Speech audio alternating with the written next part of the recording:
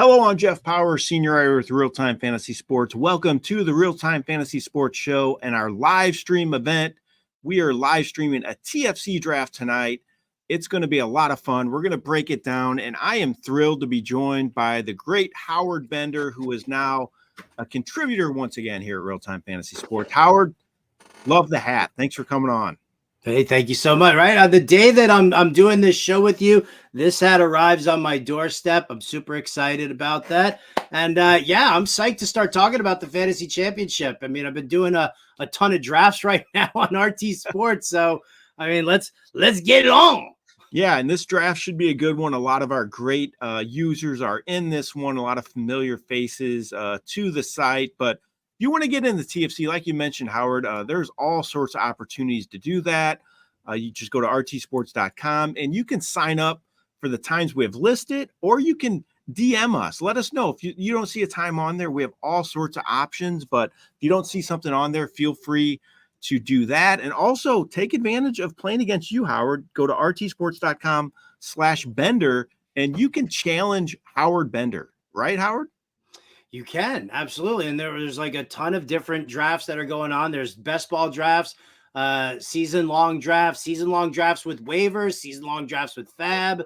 And it's, like I said, at your convenience. There are some that are, set times, and there are some that are slow. So yeah, I'm just looking to have a lot of drafts and have some fun. And the exciting thing about it is like, the whole beat Howard Bender thing. I'm giving everybody who signs up for these drafts, I'm giving them my cheat sheet from Fantasy Alarm, right? Like, usually you have to get the draft guide or you buy the cheat sheet on your own. But if you sign up for one of these beat Howard Bender drafts, I give you my blueprint right before I beat you. Awesome. There's no reason not to beat you then, if they have your blueprint, right, Howard? No. What's that? They do. They've got my blueprint, but I might have to zig when they zag, and you know how it goes. Exactly. Let's get all our fantasy football cliches out the way. Yep, for sure. So this TFC, I wanted to introduce everybody to our new face of the TFC. It's Tim Lang. He is now the face of it. He's on Twitter. He's following all the drafts. So I wanted to bring Tim up here and let everybody see him so they get familiar with him real quick. Tim, thanks so much for coming on and joining us. Appreciate it. Thanks for having me on. It's nice to finally be on one of these. Yeah, for sure. So tell us a little bit about yourself and what you're going to be doing with the TFCs this year. And so I actually just finished scheduling almost all of them out until the start of the season. So whatever date you want to go and look at our TFC board, every date's out there up until I want to say the 2nd or 3rd, right before the season starts. Like Jeff said, if you see a time or don't see a time, let us know. I'll put it in there. We'll see if we can get it filled up and have some fun. Obviously, I'm the guy that's watching all these. I enjoy watching them.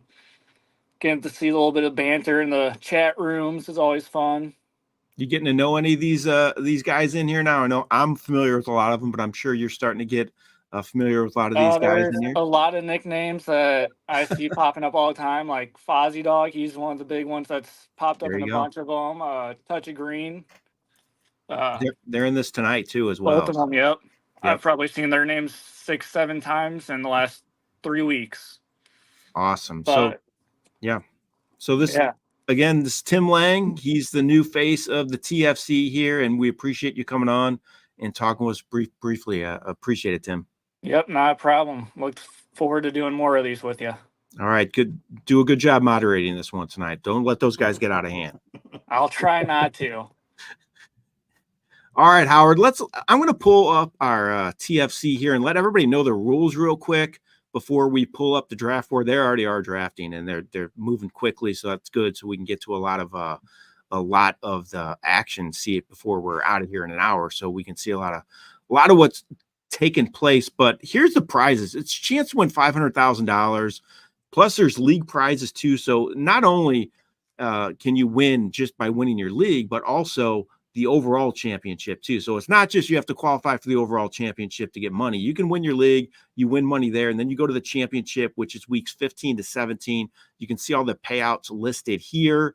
And then for the league itself, it's 20 roster spots, 10 starters, 1 QB, 2 running backs, 2 receivers, a tight end, 2 flex options, a defense, and a kicker. So with that said, Howard, how do you approach a championship like this? I mean, you don't have to give away all your secrets to everybody, but what's your thought process when you're playing in a big contest like this? Well, I mean, the funny thing is, it kind of also depends, I would say, on how many entries I have in the contest, right? Because, and I was going to ask you that question about, with, you knowing all the players who are here and, and all the guys in the draft and stuff like that. The question is, when you play for that big tournament prize, are you always playing to win that 500,000? Or if you're doing, like, let's say you're doing, I don't know, 20 entries, just for example, if you playing 20 entries, are 15 of them shooting for that upside? And then you throw like 5 in there where you're like hoping just for, just to win your, that you want to win your division. And if things pop, then great, but you're not really swinging for the fences in drafts, because it does affect your draft strategy. It does affect, what you're looking for. Maybe correlation isn't as, late in the season isn't as big of a deal for you. Or maybe, you are just, swinging for the fences every single time, and you're trying to do it with different stacks. So there's a lot of different ways to come at this. I think it just depends on how many entries you have. If I'm throwing a silver bullet out there, 1 entry, I'm shooting for the moon, baby. Absolutely. For sure. Yeah, I agree. I'm the same way with what you're saying. I totally agree, Howard. It just kind of depends how many entries you have. You see people do it all different ways, though. Some guys, they want the same guy. If they have 15 teams in this, they want the same guy in all 15 teams. So you'll see that. You'll see other guys want to get, 5 different starting running backs or whatever, but all different ways to do it. But I'm kind of like you. I think you got to kind of shoot for the moon if you're going to go for, if you want to win a championship like this. You got to take some chances. You got to find a way to differentiate yourself. So Howard, let's pull up the board. It already is through a round. We're almost through 2 rounds. So I'll read off the first round real quick, and then I'll get your thoughts. So you have Christian McCaffrey, CeeDee Lamb, Bijan Robinson, Tyreek Hill, Justin Jefferson, Breece Hall, Jamar Chase, Amon-Ra St. Brown, A.J. Brown, Jahmyr Gibbs, Garrett Wilson, and Puka Nacua. I mean, for the most part, pretty chalk here. Anything surprise you at all? Any thoughts at all with this first round? No, I mean, we see the top 8 picks are always the same 8 guys. It doesn't matter if it's best ball or season long. These are the 8 names that we keep seeing. Nothing's really popped yet to maneuver that. The back end of that first round, AJ Brown, Jahmyr Gibbs, Garrett Wilson, Puka Nacua. Sometimes I see a little Jonathan Taylor sneaking in there in the back end. Sometimes I even see a little Saquon Barkley sneaking in the back end. But yeah, this is definitely a very, very chalky first round. And it's kind of looking like a pretty chalky second round too, if you ask me. It is. Second round starts Jonathan Taylor, Drake London, Travis Etienne, Saquon Barkley, Marvin Harrison, Kyron Williams, Devontae Adams, Sam Laporta, Michael Pittman, and Chris Olave. I guess the one's Travis Etienne there at the beginning of the second round ahead of Barkley. A little bit of that's a little different than what I normally see. What do you think about that?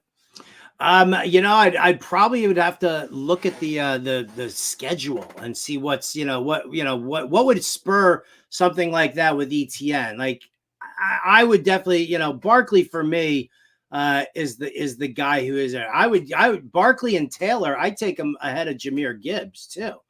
I mean, listen, I get it, the pass catching running back aspect, and how many times are we going to hear that Jahmyr Gibbs is going to be lining up in the slot more, and they're going to be expanding his role. He's still sharing the workload there with David Montgomery. So, a guy like Saquon, who's going to get all the touches and the receptions, that's good. That's there. And then Jonathan Taylor, maybe somebody's worried about, Anthony Richardson poaching some touchdowns, but to me, the bell cow backs here are Barkley and Taylor. I would do them above Gibbs. And Etienne, yeah, I would, I have him ranked a little bit further back, but he still is the guy over there in Jacksonville, right? Remember last year, everybody was all freaked out because they drafted Tank Bigsby and he was going to poach all those touchdowns. Oops.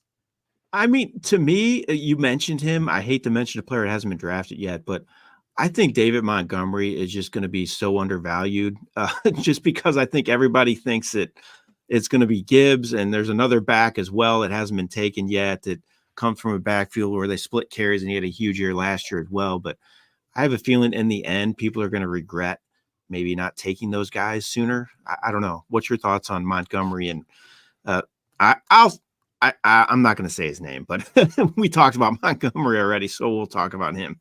But what's your thoughts on Montgomery? You think he's going to end up you want to really big year? You want to put ideas in people's heads? Yeah, I know. I don't know. I guess it doesn't matter. We can talk about what we want. So I'm saying Raheem Mostert. I just feel like, again, people are just totally overlooking him for some reason. They just think, I guess, he's going to fall off a cliff, but he's still the number one back according to the Dolphins at this point, in my opinion. So I just think both Montgomery and Mostert are guys that could be really undervalued this year. I don't know about you. Yeah, I do not agree with the ADP disparity that we're seeing between Jahmyr Gibbs and David Montgomery, or between Devon Achane and Raheem Mostert. For the sole fact that we're ignoring by championing Gibbs and Achane, we're basically ignoring what the coaches are saying. Now, I get it. Mostert's 32. He's not going to score 20 touchdowns again. But Mike McDaniel turned around and said, this backfield led by Raheem is the best running back room I've ever coached. That was a direct quote from McDaniel, specifically saying led by Raheem. Last year, Dan Campbell was doing the same thing. He told everybody at the beginning of the season, I like for a guy to be a workhorse, get 20 carries and ground and pound. And the other guy is a compliment. Right. And that's Jahmyr Gibbs. And, we were totally ignoring it. I mean, look at what happened. Yes, Montgomery got hurt and Jahmyr Gibbs took center stage, but it wasn't like he supplanted Montgomery at all. When Montgomery came back, he was perfectly fine and he was still getting mad touches. All right, let's look at this draft a little bit more, Howard. Now we're almost through the round 3. I mean, the start to these drafts, we have the 4th team there. The Oregon Ducks team went 3 receivers to start. Team after him went 2 receivers and a tight end. Another team went 3 receivers, Touch of Green, Amon-Ra St. Brown, Marvin Harrison, Mike Evans. What's your thoughts on going receiver heavy like that? I know a lot of people like to do that. They just don't like the risk that comes with the running back spot. But you comfortable going 3 straight receivers or without a running back in the first 3 rounds? I did a mock draft actually yesterday, where I just wanted to see what it was like. Right? Let me take 3 wide. I took 3 wide receivers. I was the first person to take a quarterback off the board in Josh Allen, and then I backed it up with a tight end pick. Right? Just because I wanted to see what the running back world would look like for me. And I'll tell you what, I didn't hate it. Now, are we seeing a few more guys going off the board here than usual in the first 3 rounds, running back wise? I would say there's maybe 2 or 3 more than what you usually see, in this. But I do feel like you can do it. That's the beautiful thing. I guarantee you that Ultimate Warrior's right there at pick 1. He's going to have perfectly fine wide receivers, but he's going to be covered for that running back position. He's going to have guys who are there, who are going to be doing you have to still start 2 running backs. Yep. So, the question is are you so paranoid about injuries that you're going to pass up on super fine talent at the running back position and just load up at wide receivers? My issue with wide receivers, and I paid for it last year. I said last year Jamar Chase was my number 1 pick all around. Mm-hmm. He was my guy. And to no fault of his own, he did not finish as the number 1 pick overall. And that's something that you have to worry about when you're talking about wide receivers. What happens if their quarterback does get hurt? We saw so many quarterback injuries last year. So I kind of feel like I'm still, maybe it's a little old school to still go and get your running backs early, but I'm still a proponent of it. I'm like that too, Hard. I'm same way, old school. I'd rather get 2 backs in the first 3 rounds. I almost want that in nearly every one of my drafts. I do like to have those anchor positions, a anchor at each position. So I will definitely go receiver early, but I'm not a guy that normally goes 2 receivers in the first 3 rounds or 3 in the first 3 rounds. I'm old school as well. That's always the way I've drafted. It kind of the same way with even baseball and getting those veteran players that everybody overlooks but are steady. Same way with that. But that's the way I usually approach it. But with these teams that went receiver early, there's 3 of them that took 3 receivers with their first 3 picks. Which one do you like the most, Howard? You got Tyreek Hill, Pittman, Samuel with the 4th team. Then you have St. Brown, Harrison, Evans with touch of green. And then Fozzie Dog went Wilson, London, and Neighbor. Which one of those trio do you like the best? I like Oregon Ducks over here. I like Tyreek, Pittman, and Deebo Samuel. Tyreek's obviously Tyreek. Michael Pittman is the number 1 targeted receiver in that offense. And now that, we're going to get Anthony Richardson back and they're going to be, it's a more threatening offense. You don't have to worry about a guy like Gardner Minshew throwing him the ball. So I'm a big fan there. And then Deebo Samuel, listen, everybody's talking about it. Brandon Ayuk could be the one who's on his way out. So I don't know, maybe Brock Purdy takes a little extra special care of Deebo Samuel. He always gets those little gimmicky jet sweeps and end arounds also. So I think I like that trio. The other 2, touch of green, you're taking a big shot with Marvin Harrison Jr. I get that he's a phenomenal talent, but still a rookie wideout. And then same thing with Malik Neighbors there at the, with Fozzie Dogs. Yep. I totally agree with your sentiment on Pittman, by the way. You were mentioning him earlier, and I just don't understand why he's not valued better with Richardson back. I feel like people have devalued him more with Richardson back with makes 0 sense to me.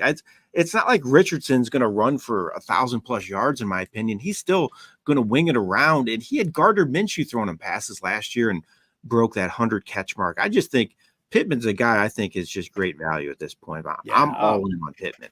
Super undervalued. Undervalued. Exactly. So there has not been a QB pick yet, Howard. We're into the 4th round. We have 2 tight ends off the board, Laporta in round 2, Kelsey at the beginning of round 4. You and I just recently did a tight end video, and you mentioned you like to try to get one of these anchor tight ends. So in this round, are you looking to maybe pull the trigger on somebody at tight end here? Yeah, I mean, listen, if the way it's going right now, again, fairly chalky. Everybody's kind of going in order right here. So Laporta is the guy who keeps coming off the board first. A little too early for me. Travis Kelce in the 4th. I definitely, I like that. I like that value. Now it's a question of, the next 3 tight ends. Where do I think they're coming off the board?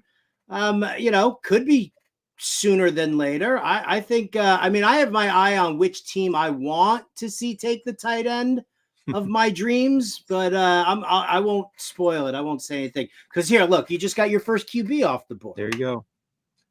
Jalen Hurts goes first QB off the board. Is he your first QB? Who are you taking first at QB, Howard? To be perfectly honest, I'm a Patrick Mahomes kind of guy. All right. Hurts he's solid, and this offensive system that Kellen Moore is putting together here is going to have him doing a lot more downfield passing. It's why I like AJ Brown. It's why I like Devonta Smith. But I don't think you're going to get the rushing touchdowns that you want. No Jason Kelsey, I think, is a big deal. I think we'll see less of the tush push. That's why you brought in Barkley. He's like the ideal Kellen Moore running back. So I don't do that. And then we lost weaponry for Josh Allen. Yep. So that's my feeling. That's my feeling on Allen too. I'm just worried about that situation with that receiver. I mean, Keon Coleman, Curtis Samuel. They don't have much there. That scares me. I do like his rushing upside, and he always seems to score a lot around the goal line as well. So that's a huge positive for Allen. And I'm intrigued by your comment to Hurts about Hurts and the tush push. I'm wondering how that plays out this year. I'm kind of concerned as well if they're going to keep up those huge rushing totals for Hurts without Kelsey there. It should be interesting. Yeah. Oh, and also towards the end of the season, they were flagging Kelsey. I saw an interview with him where he was like, "Yeah, of course I was trying." Like every time he was doing it, he was stealing like a half a yard, and he was moving the ball forward. And he admitted that he was doing it, and he got flagged late in the season a couple of times for it because the defense started to complain and really brought it to the attention of the refs. So now all of a sudden, not only are you losing your center, the guy who does it all for you for the tush push, but now all of a sudden they're watching you even closer. Now, if you move the ball even just a little bit, you're going to get flagged. I want to ask you about the last pick in the third round, Cooper Kupp. What I think he's one of the polarizing figures here in the fantasy community for this year. All sorts of upside, but also the injury bug that seems to hit him a lot.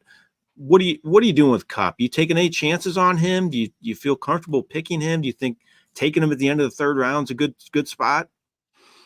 Listen, if you're going to let me have Cooper Kupp at the end of the third round, beginning of the fourth, I'm doing in a Beat Howard Bender draft in a best ball. I did that. I took Cooper Kupp in the third. I think, again, we talked about the disparity with the ADP of the running backs. I think it's criminal that Puka Nacua is coming off the board at the tail end of the first round and Cooper Kupp is 2 rounds later. That to me is just nuts because, listen, would Puka Nacua have popped the way he did last year if Cooper Kupp wasn't there? If Cooper Kupp stayed healthy the entire time, Puka would be a solid receiver, but he wasn't going to be what Puka Nacua was last year. I think with a healthy Cooper Kupp, I think a lot of people are overdrafting Puka Nacua a little too much, sleeping on Cooper. I'll take that Kupp discount that you're giving me every time.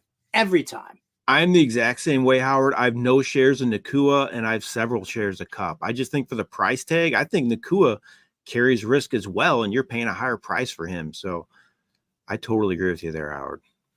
All right, let's keep looking at this draft here. Keep it rolling here, Howard. Round 4, anything stand out to you? You have T. Higgins, Amari Cooper, Zay Flowers, DeAndre Swift, Jalen Hurts, George Pickens, Kamara, Mixon, White, DJ Moore, Devonta Smith, and Kelsey. Again, pretty chalk, but any players that you want to talk about out of that group that was picked in round 4, either good or bad for this year? You know what's funny is that there are a lot of people who kind of consider this area like a little bit of a running back dead zone. And I don't see it at all. Like, I'll take Mixon and Kamara as my 2 running backs all day, every day.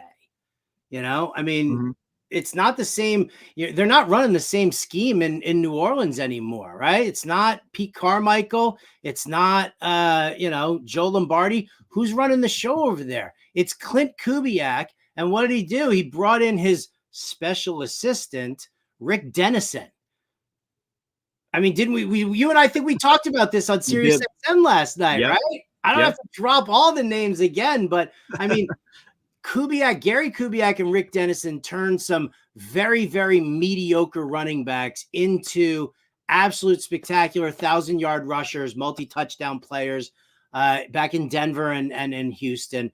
They boosted up Dalvin Cook's value there as well. Clint Kubiak is running the exact same thing. Dennison handling the work at the offensive line. And I'm just a huge, huge fan. So I think that Alvin Kamara and I like handcuffing him a little bit to Kendry Miller because I think that, they can play a similar game here, but I'm all in on Kamara. I'm happy to take him and Mixon, listen, he gets a fullback to run behind now. How much time, Bobby Slowick loves using, the extra fullback on the field, and having that blocker there for Joe Mixon, I think is going to be even better. You also, listen, it's a great passing game, and we know it's a high volume passing offense. They're still going to run the football, and that's what I like about Mixon over there in Houston. So those are 2 guys in this range that I keep gravitating towards.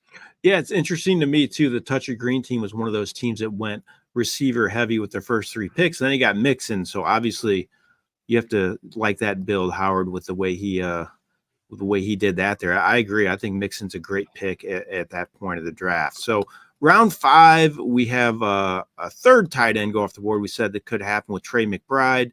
Josh Allen went as well. McBride, do you think he's having that breakout season this year, Howard? Do you think he's getting super hyped? Do you think he lives up to it? I think he lives up to it. I don't think. Breakout. He had a breakout season last year. That's true. Second half, he was phenomenal. Oh, it was unreal. Now, I mean, is he going to get consistently that? I mean, right now, with their, you bring in Marvin Harrison Jr., right? You already have Michael Wilson on one side. You've brought in Zay Jones. They've got Greg Dortch. They're going to use a lot of, heavy receiver sets here. McBride, though, he handles like all of that underneath work. So I think that, you're still going to lean heavily on McBride and Kyler Murray. McBride, I took that in the Scott Fish Bowl. Those were my first two picks. I did Kyler Murray because it's super flex, and I did McBride because it's tight end premium. So I just paired the two of them up. I think they're going to work out, but I don't think that we're looking at something where it's like all of a sudden it's going to surpass McBride. I look at him and I say, yeah, here's a guy who's probably going to finish like the third or fourth best tight end. So that team that took McBride already had Laporta on his roster. What do you think about going two tight ends that early? I mean, it's kind of tough. I mean, it's best ball, right? No, this is not. Oh, no, this is played out. It's two flex. Played out. I mean, yeah. Oh, two flex spots. Yeah, there you go. So, I mean, why wouldn't you? I mean, if it's PPR scoring and it's two flex spots there, you might as well. You know that you're getting that kind of work, and you know that you're also taking that tight end off the board from somebody else. So, listen, I think when you look at McBride, I mean, look at the receivers that are going around. I do like Chris Godwin, but he went before him. He came off the board. Keenan Allen versus Trey McBride.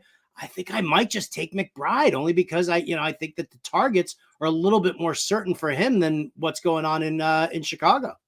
Yeah, same way. I'm okay with it because, like you just mentioned, McBride could get around 100 catches, and I don't know if the receivers getting picked around him can finish around that. So I'm totally fine with that as well in a two flex league like this, and you only start two receivers as well, so it's not super deep there also. So interesting strategy. See if it works out. But again, I don't hate it.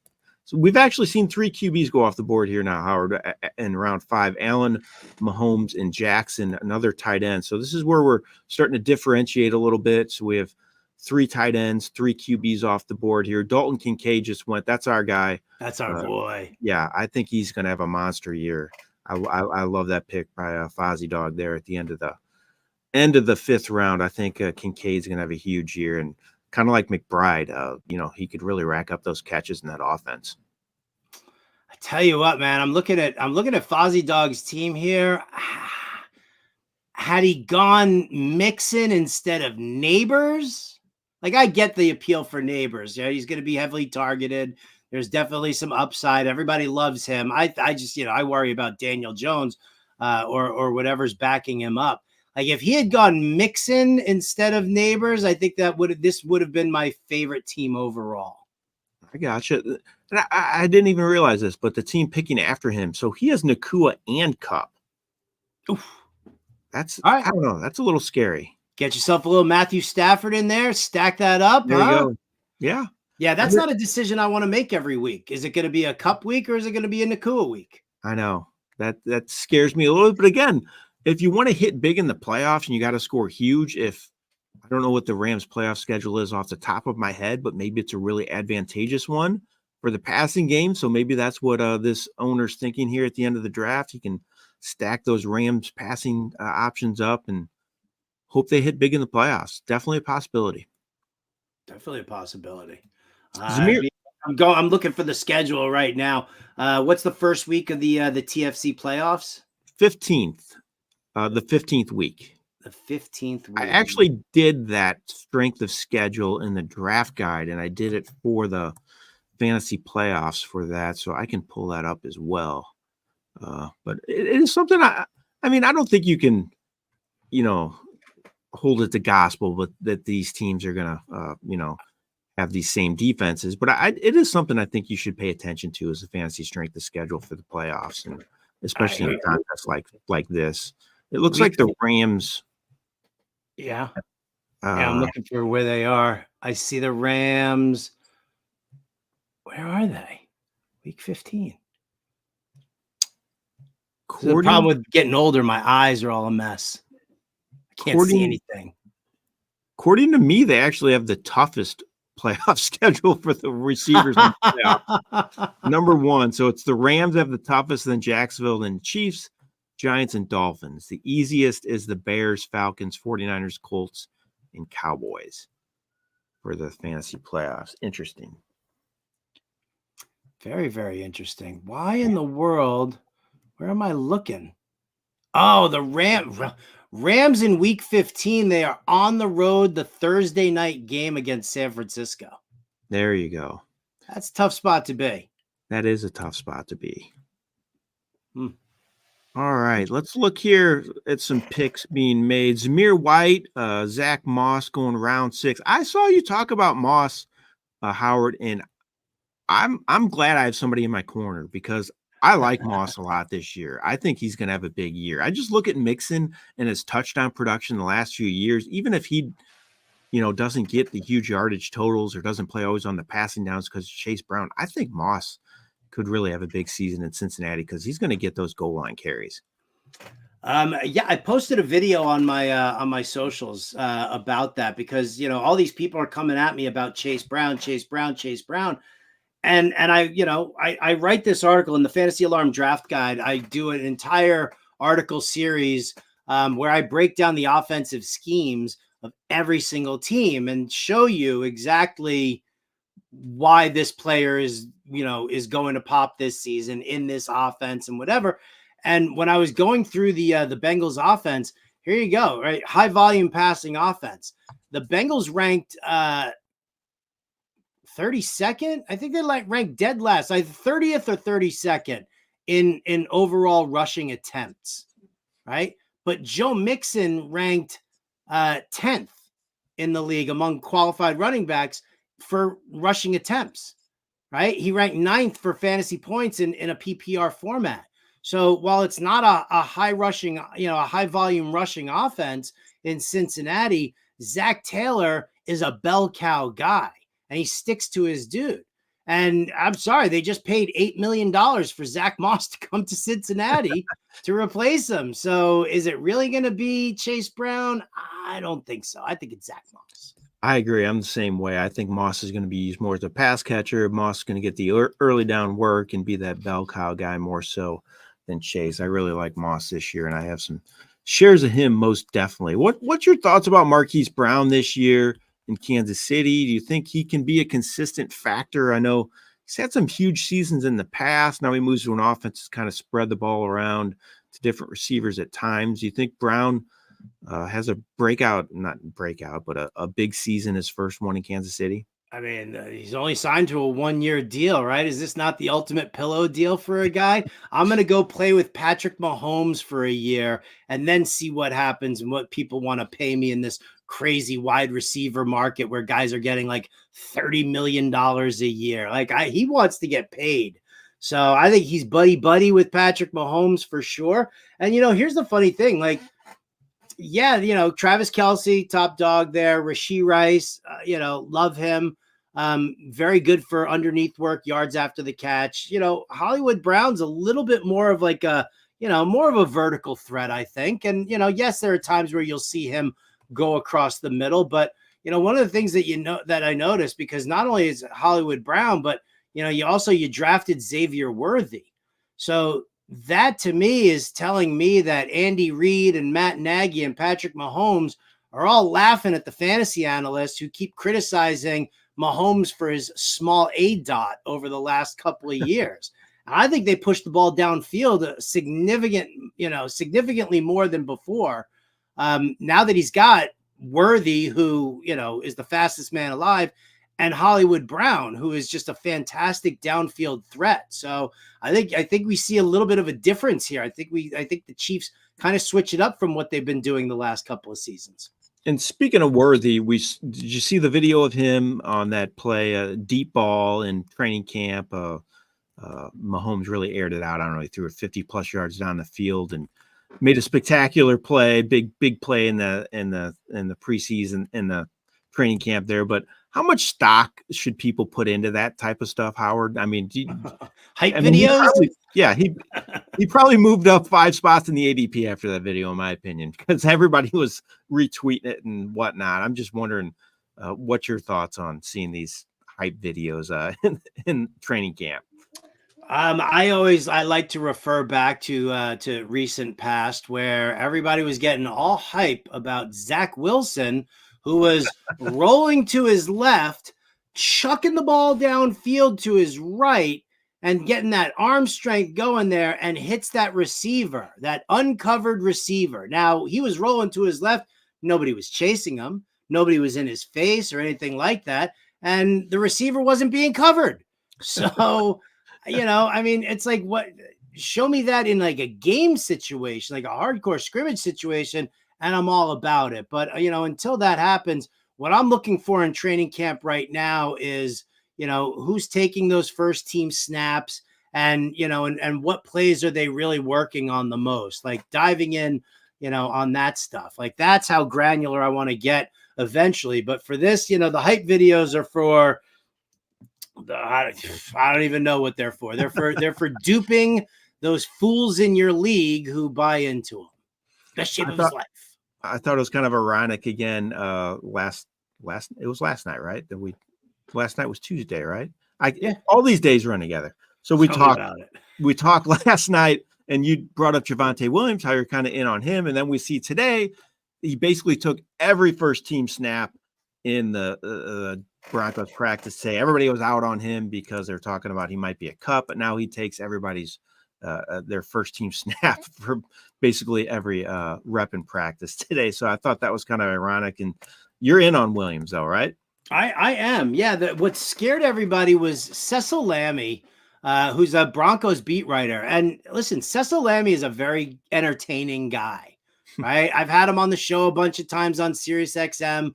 And he's just, he definitely, he's a hype machine. He's a team supporter in that sense. It's not just that he's a beat writer covering them, but he's also, you can tell that he's a fan. And yeah, kind of that, him throwing out that statement that maybe, he could see, I think what he said was he could see a situation where Javonte Williams is could be a roster casualty, and everybody went bonkers. But yeah, I mean, Jaleel McLaughlin, a 5'9", 40-pound running back.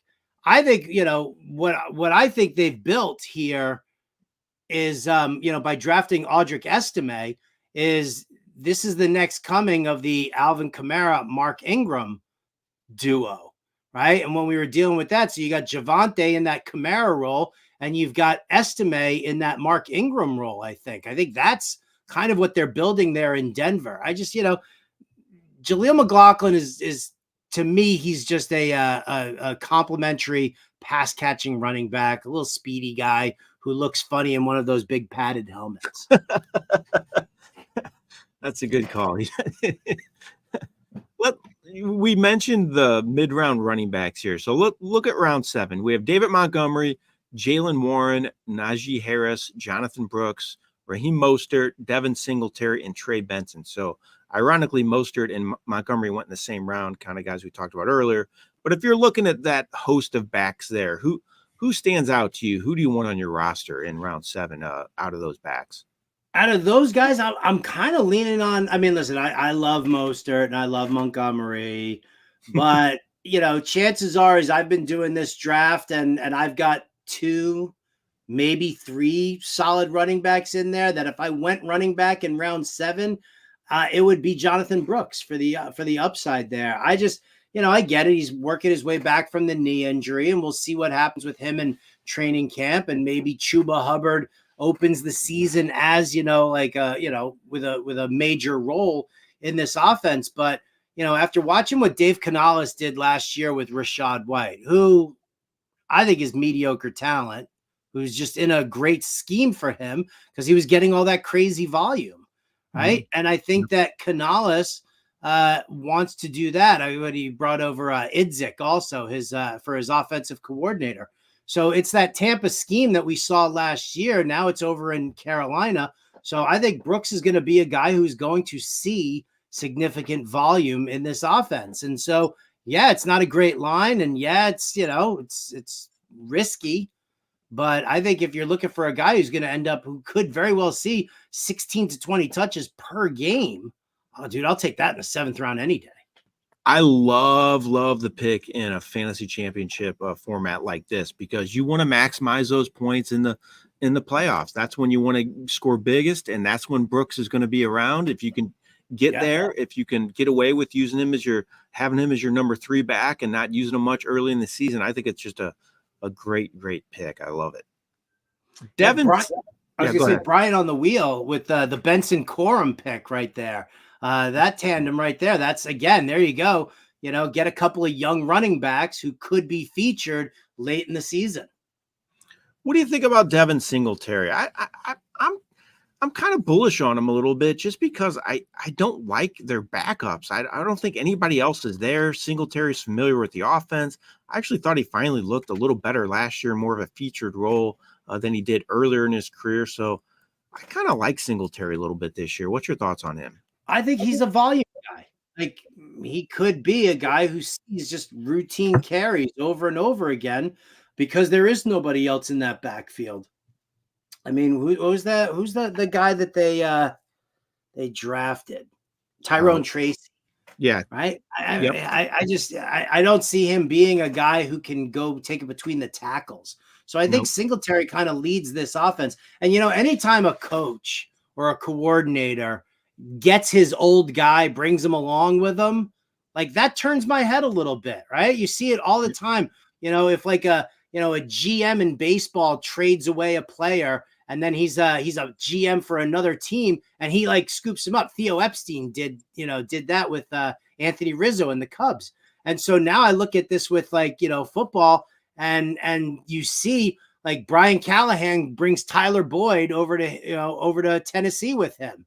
And here you got Singletary being snatched up by Brian Daboll, who's like, he knows my offense. He knows what I want from him. I know what he's capable of. Like, boom, comfort factor here for him. So, Howard, we're through 8 rounds, start at the 9th round here. Let's look at some of these team builds. Does any team stand out to you that you're like, hey, if I'm doing a draft, a fantasy championship, this is kind of how I would build my team, or this is a team I really like? Is there any team that kind of stands out to you at this point? Well, I mean, listen, you got to give some respect and some love to Ultimate Warrior at the first position there, because he loaded up on the running backs, right? Grabbed himself a good solid guy in T. Higgins, and then look what he did. He Bill stacked it right there. Josh Allen to Curtis Samuel and Keon Coleman. Like, I think that's a very interesting thing, because I also love David Montgomery and I love Hollywood Brown. So, I think that, what he's doing there, giving himself that stack, like, that the Bills are going to be competitive all season long, right? Yep. And you've got 2 guys, granted, it's not Shakir and it's not Kincaid, but you still have 2 guys who could, end up producing late in the season. So I think that I got to give them a nod at least for that. Yeah, for sure. And although I don't do it myself, but I kind of like how the touch of green team's turning out a little bit here with those 3 receivers he went with first.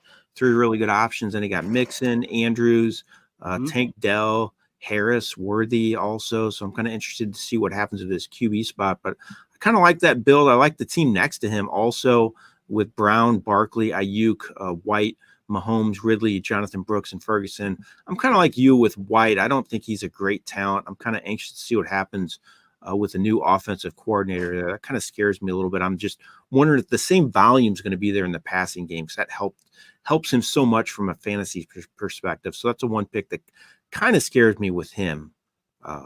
But overall, I think that team's pretty good as well. Littlefinger. Yeah. And listen, you've got good stability there with guys like Amon-Ra and Mike Evans, right? Like, because you're only starting 2 wide receivers. Mm-hmm. So you've got some stability there. Good high floor guys. You got a high floor guy in Mixon, a high floor guy in Mark Andrews.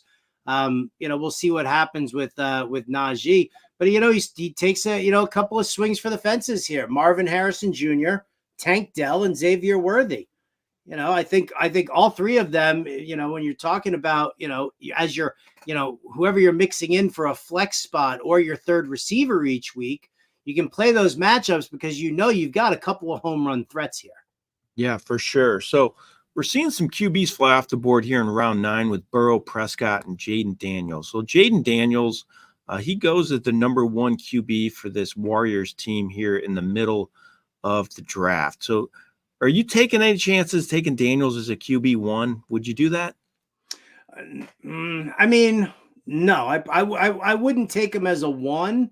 And if I were taking him, as my first QB, well, then you can bet your ass I'm looking at like Stafford, Roger. Yep. Like I'm looking for somebody who's like who's going to be a stable QB.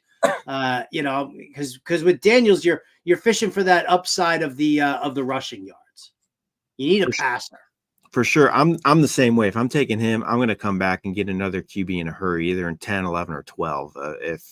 If I'm going to do that, I just think it's a little risky, but the rushing upside definitely is there. I'm worried about him holding up. He's just such a thin little guy there. It kind of worries me. I just wonder if he's going to be able to withstand the punishment of the NFL. See what happens with Micah Parsons chasing him down. Exactly. Pummeling him twice a season. For sure. So, I mean, I love Joe Burrow, the value of Burrow and Prescott too in round 9. That's kind of a reason I kind of wait on a QB a decent amount of times. I just think both those guys can have really big seasons, and I'd rather, if I can get them at that point of the draft, I think I'd feel more comfortable doing that than taking Hurts in round 4 or Allen in 5. I mean, are you going early QB, or would you rather get one of these end of the QB1 options? No, the area that I've kind of been sitting in the most, I mean, I've got some Richardson and some Kyler Murray for sure. Those are the two guys. I'm never the first, I can't say never because I did it yesterday in a mock, but I'm never the guy who takes the QB first off the board. I'm not into taking Allen or Hurts. I don't need to, because I know the QB position, right? And, Yep. I would, Richardson or Kyler Murray if I'm looking for like a mobile QB.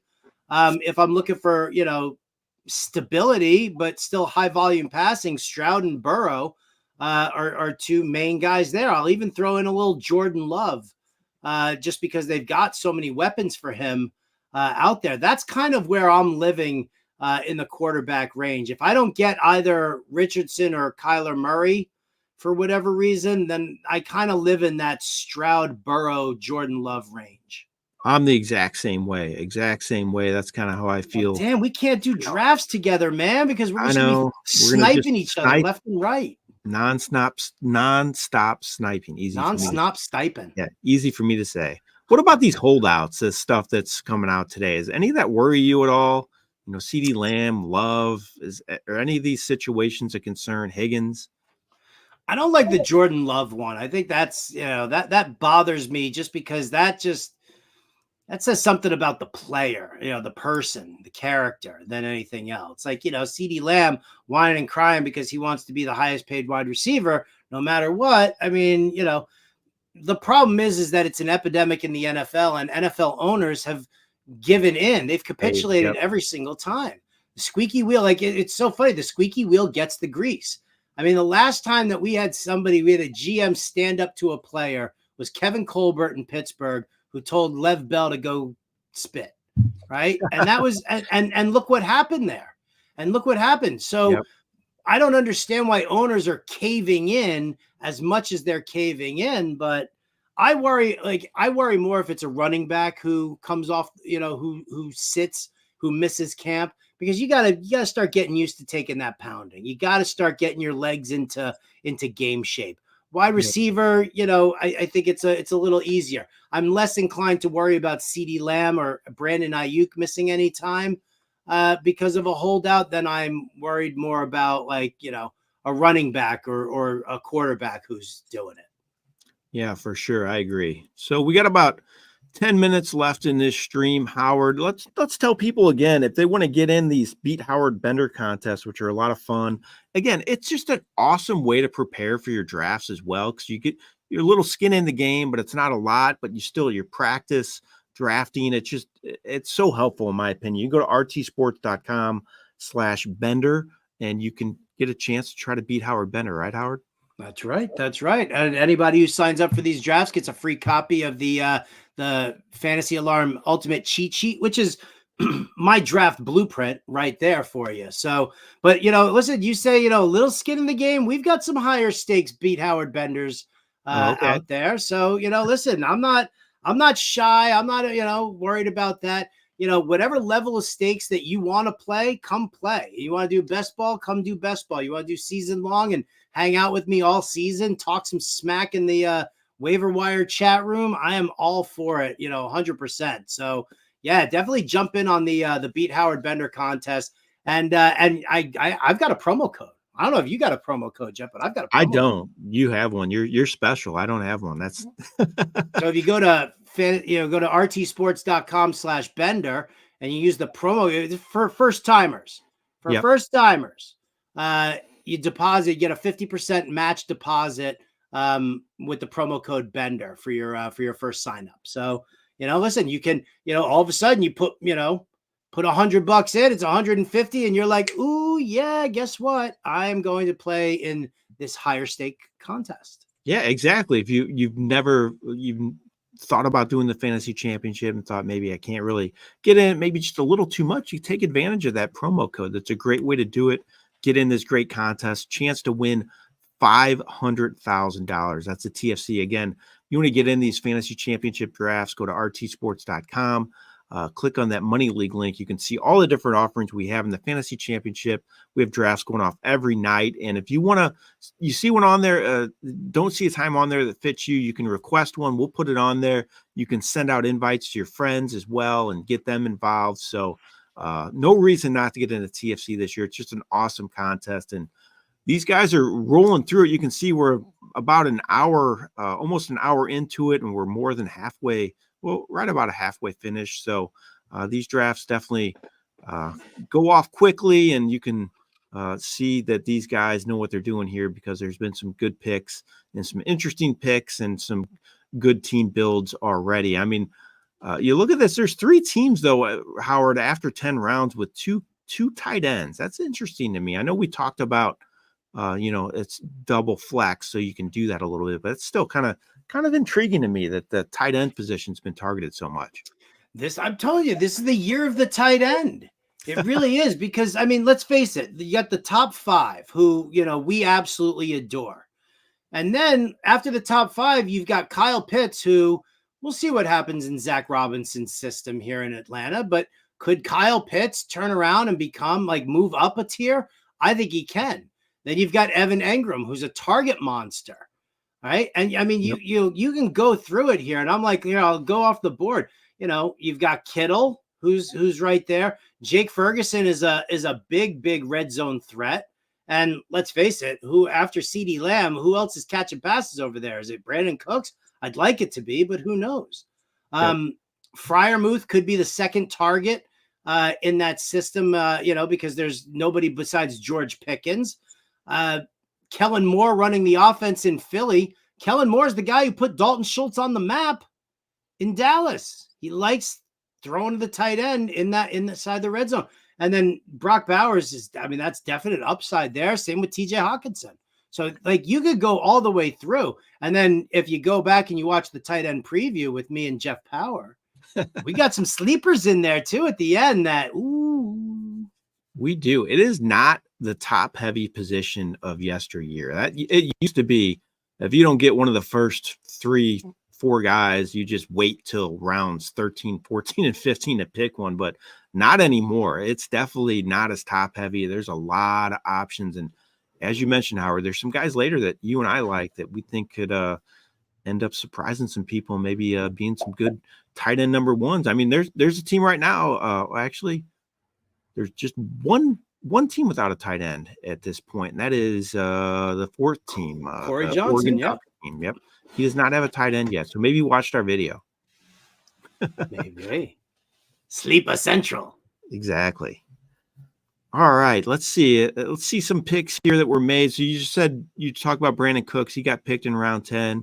Rashid Shaheed, Jerry Jeudy, Khalil Shakir. I mean, those are 4 guys. Any one of those that you would take or have taken? I'm very curious as to why Samuel and Coleman were taken before Shakir. Okay. I feel like Shakir has that familiarity. Now I get it, right? Curtis Samuel had his best statistical season ever in Carolina with Joe Brady as his offensive coordinator. So I get that there's like some familiarity. There's familiarity with the system, but between Josh Allen and Khalil Shakir, I think there's more there than with Samuel or Coleman. So I found that to be kind of odd, but I don't hate it. I'm not like, wow, that's the biggest mistake of the draft. I just find it very interesting that Shakir is being left like that. Any Jerry Jeudy love. So I'm all out on him. And I actually I got asked to participate in a Fantasy Pros survey where the question was, who are you out on, or something along those lines. And I picked Jerry Jeudy. I have no faith in him. I don't care that he signed a contract extension after he got to Cleveland. He just has shown me next to nothing. And I'm not a Jerry Jeudy truther. You don't like him either?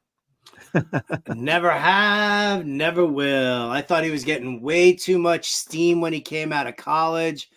And nobody was, the injuries that started that like made it a little bit difficult for him to kind of kick it into high gear. But then there were the careless drops that he was making. He was running incorrect routes. I think that I'm glad that he's out of there in Denver. I don't know why, but because I just hate the city of Cleveland that much that take the Jerry Jeudy call. It's interesting to me because we just talked about him at the top of the video a little bit, but Javonte Williams, he goes in round 10. That's super late. I think he's been falling a little bit more after that one tweet that you talked about, or X, whatever you want, whatever it's called these days. But Javonte Williams goes round 10. I mean, that's one of these dart throws I think Fozzie's doing here. He went receiver heavy early, and now he's loading up on running backs, just hoping one of those guys hits. And I think the Williams pick's a pretty good one for him. Yeah, I think the Williams pick is a fantastic pick for him. Absolutely. Better than the Dowdle pick the round before, I'll tell you that. Yeah, Dowdle. Yeah, he has more to compete with. I don't know about that situation. Some backfields I'm just steering clear of, and that might be one of them, Dallas, because I don't know about Ezekiel Elliott. He looked okay last year, but does he really have anything left? And I know you hate the Cowboys, so you're not taking any of them either, are you, Howard? I'm not taking him because I don't like the player, not because I don't like the Cowboys. I can't Okay. use that kind of, mentality there. But yeah, I think it's really weird what they did with not shoring up the backfield. Zeke is, he's a good pass blocker. He used to be a great pass blocker. He's a good pass blocker right now. He's a short yardage guy.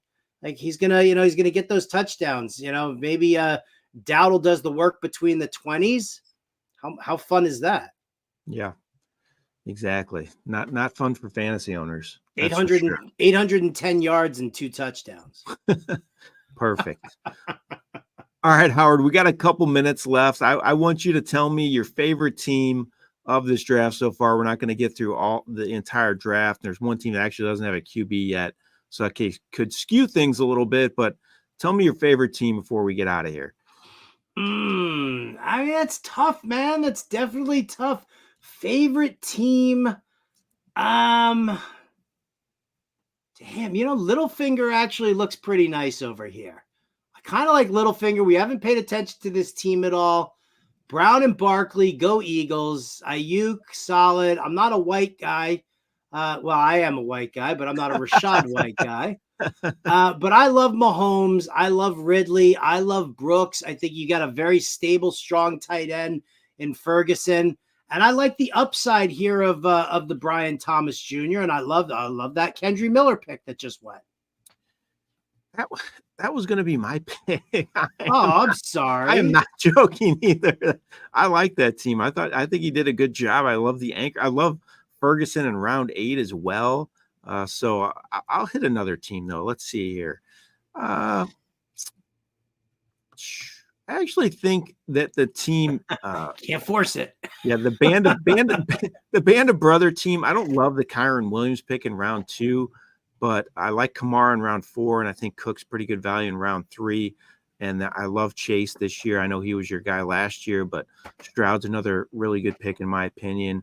And I like his tight end spot with Kittle. So I think he has a really balanced team, a pretty good deep bench as well. So I'll go with Band of Brother as my pick, but Littlefinger definitely is a team that I like as well. All right, Howard. So that team just took a QB. Yeah, the Touch of Green team did not have a QB yet. He took Brock Purdy, so his roster is kind of filled out there. You think Purdy? I'm good with taking him as a QB1. I might pair him with another guy. You good with that? Yeah, I'm fine with taking him as a QB1. Yeah, if you're going to take a late round guy also just to kind of, protect yourself a little bit or get a little bit more upside. But I mean, listen, running that system in San Francisco, it's all about getting the ball into the playmakers' hands and let McCaffrey do, his thing, and let, Ayuk and Debo pick up the yards after the catch. I think we're in a great spot here with Brock Purdy. He's like your good, stable quarterback. Nothing too crazy flashy. You'll get a couple of 300-yard games with multiple touchdowns, but overall, I just think that he's like a steady Eddie kind of guy. Yeah, I kind of feel like Tua's the same way, same boat in my opinion. Yeah. Kind of good platoon guy. If you want to go Purdy too, I love that. You a quick question here. Joe Burrow looking like Cody Rhodes from the WWE. God. Where do you stand on the platinum blonde look now? So I'm gonna read this. I gotta pull it up. This was from my daughter, who is 14 years old. She sent me a tweet. No, and it's a picture of Joe Burrow. What did he do? All right. Jeff's daughter does not. I'm sorry, Lily. I don't know what to say. She was not a fan. So I'll just go with her and I'll say, I don't know what's going on with Joe Burrow. He cut it. Look at me. I mean, if I got hair like that, I'm not cutting it off. What's going on? Yeah, I'm with you. I'm living in a hat 24/7 these days.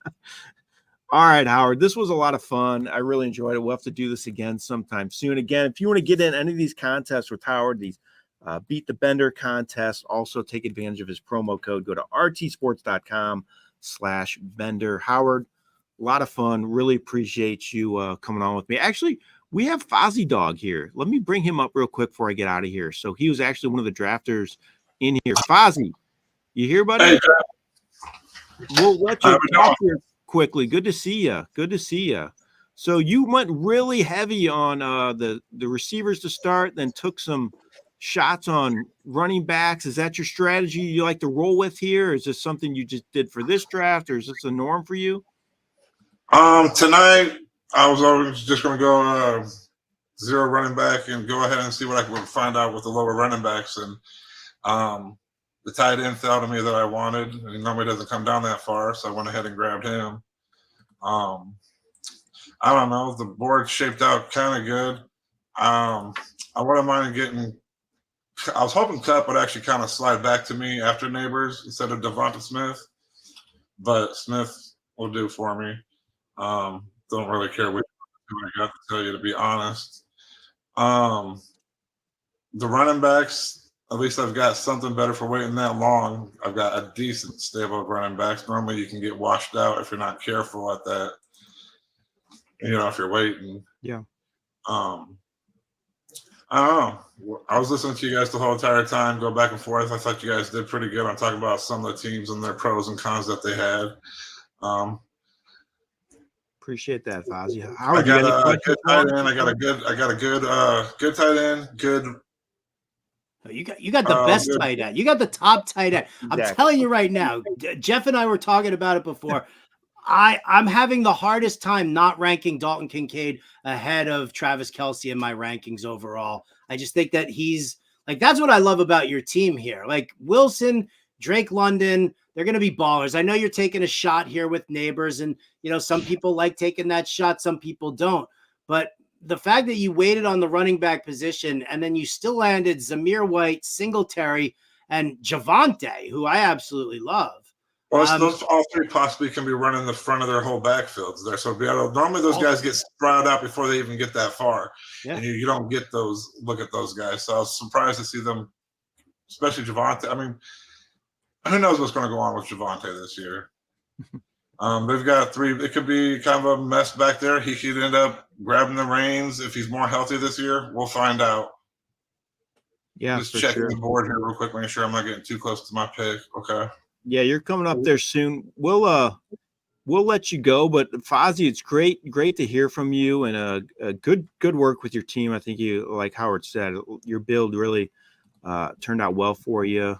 here, and I think you got a good shot. So good work. Always good talking with you, and good luck the rest of the way. I appreciate you guys. You guys have a good night. Thanks, man. Good to meet you. All right, Howard. I wanted to get him on there, and because he was one of the few people who signed in here. I gave everybody the option. I knew it was going to be kind of tough, but Fozzie took advantage, and he's a good guy. I've talked with him before. He's a loyal user of our site, and he's one of our top-ranked players. And as you can see, he did a pretty good job with his team there. Right on. All right, Howard.